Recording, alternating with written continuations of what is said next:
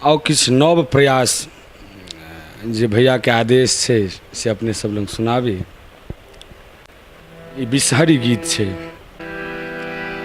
नीची रे मोहरी या के ऊंची रे मोहर, राम ऊंची रे मोहर, राम ताहि चढ़ी बिसहर करू स्नान, राम ताहि चढ़ी बिसहर करू स्नान। नीची रे मोहरिया आके ऊंची रे मोहर, राम ऊंची रे मोहर, राम ताहि चढ़ी बिसहर करू स्नान, राम ताहि चढ़ी बिसहर करू स्नान।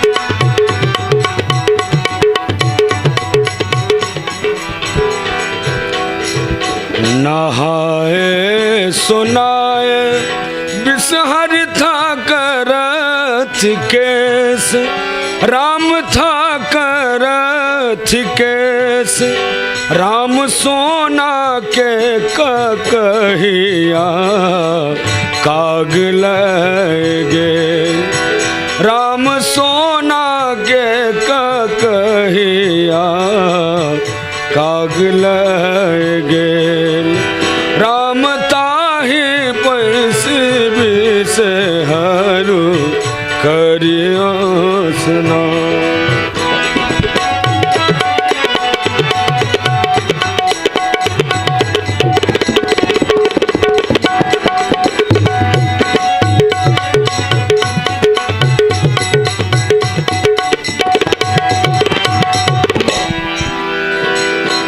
कनैते खिजैते बिसहरिया गुगे, राम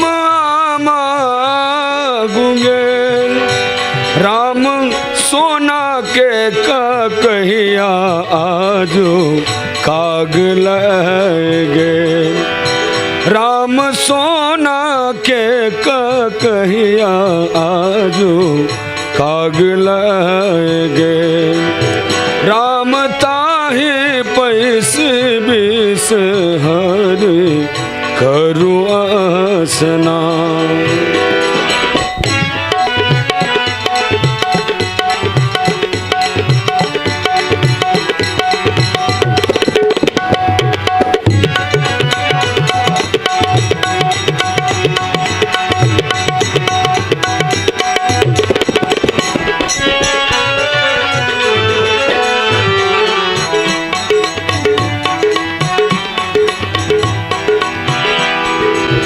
जूनी कानु जूनी खिजू बिसहर मार, राम बिसहर मार, राम सोना के कहिया हम देव मानवा, राम सोना के कहिया हम देव मानवा, राम ताहि पैस बिसहर करू स्नान।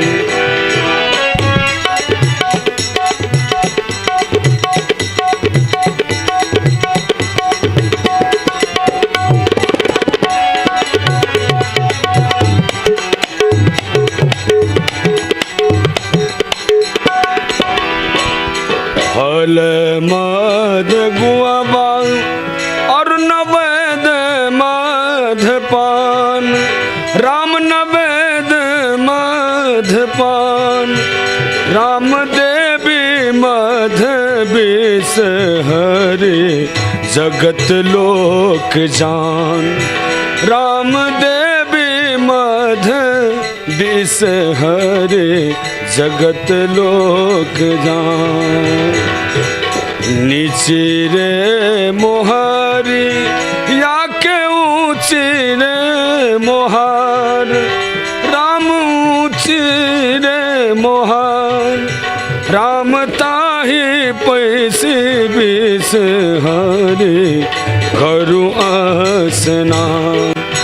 राम ताही पैसी विष हरे करु स्नान। राम ताही पैसी विष हरे करु स्नान। राम ताही पैसी विष हरे करु स्नान। आशा ने पूर्ण विश्वास है जे एक नया प्रयोग, एक बेहतरीन प्रयोग बहुत सुंदर लागल है। तोरे आवाज़ के तो जतेक प्रशंसा कयल जाए वो कम है, कारण एहिमे जे ठेठीपन है, जे अलहड़पन है, इहे एकरा बहुत दूर तक जे छै से आवाज़ के लऽ कऽ जा रहल छै। विषहर के गीत के बाद जखन मधुश्रावणी में पूजा समय होइ छै तऽ ओहि काल में जे छै से राग उपराग सेहो कनेक होइ छै, जे कन्या पक्ष के जे गीत गायन सब छथिन से वर पक्ष से किछु उल्हन स्वरूप किछु गीत छै, तो से अरविंद से कहबनि इहो एकटा नया प्रयोग जे छै से भऽ जाय। बिल्कुल। केहन छथिन ओझा के माए अब सर नहीं बुझलन। केहन छथिन ओझा के माए अब सर नहीं बुझलन। केहन छथिन ओझा के माए अब सर नहीं बुझलन। केहन छथिन ओझा के माए अब सर नहीं बुझलन। केहन छथिन ओझा के माए अब सर नहीं बुझलन। केहन छथिन ओझा के माए अब सर नहीं बुझलन।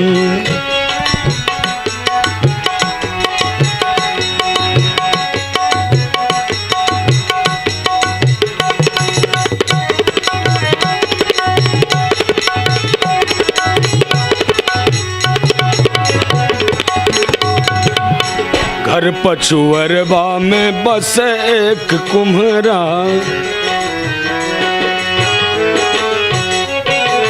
घर पछुअरबा में बस एक कुम्हरा। घर पछुअरबा में बस एक कुम्हरा। ओकरे सजर तथ सिनहिया है एकटा बासन पठब तथ। ओकरे सजर तथ सिनहिया है एकटा बासन पठब तथ। केहन छथिन ओझा के माए अब सर नहीं बुझलन।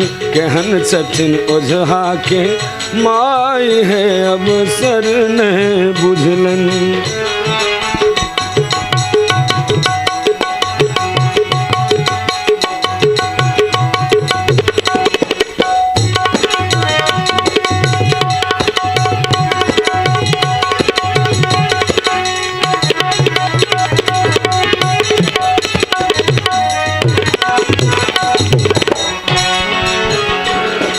घर पछुअरबा में बस एक डुमरा।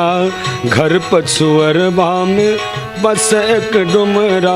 ओकरे सजर तथ सिनहिया है एकटा डाला पठब तथ। ओकरे सजर तथ सिनहिया है एकटा डाला पठब तथ। केहन छथिन ओझा के माए अब सर नहीं बुझलन। केहन छथिन ओझा के माए अब सर नहीं बुझलन।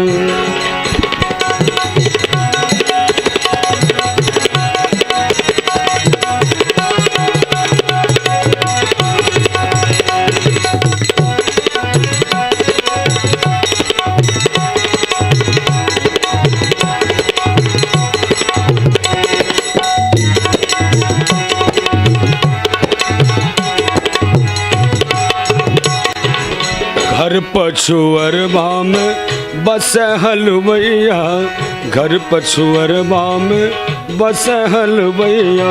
ओकरे सजर तथ सिनहिया है, लड्डू खाजा पठब तथ। ओकरे सजर तथ सिनहिया है, लड्डू खाजा पठब तथ।